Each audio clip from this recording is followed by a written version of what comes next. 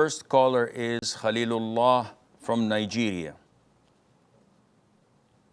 Assalamu alaikum to Allah, Sheikh. Alaykum assalam wa rahmatullahi wa barakatuh.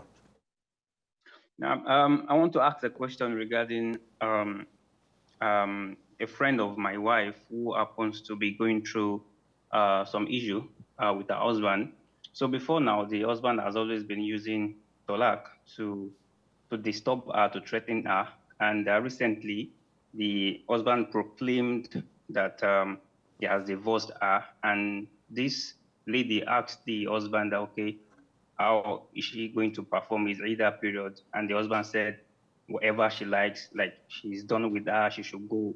Now, can the lady leave the husband out and go to her father's house without, performing the Ida period in her husband's house?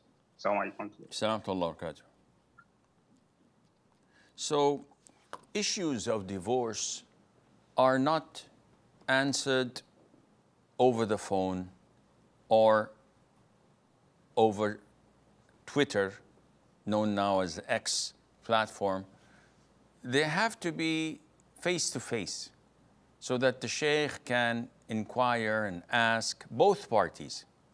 Now, in this question of Khalilullah, if the man and the husband confirms that divorce had taken place and the woman is in her iddah, she must not leave her house unless this is the third divorce. If it's the first or the second divorce, she is obliged by Allah Azza wa Jal in the Quran to remain in her home for the 3 monthly cycles which are her iddah, or if she's pregnant, until she gives birth to her child. Also, her husband is obliged to stay with her in the same house during this period. If he forcefully kicks her out, then she may go to her parents' house and he is the sinful one. But if this is the third divorce, immediately she must leave the house, and he is her non-mahram. She cannot take off her hijab in front of him or communicate with him as she used to earlier as a husband, because now he's totally a non-mahram to her after the third divorce. But the first and second divorce, this is a transitional period of 3 monthly cycles, if she's not pregnant, where they remain as husband and wife, doing everything except intimacy, no hanky-panky stuff at all.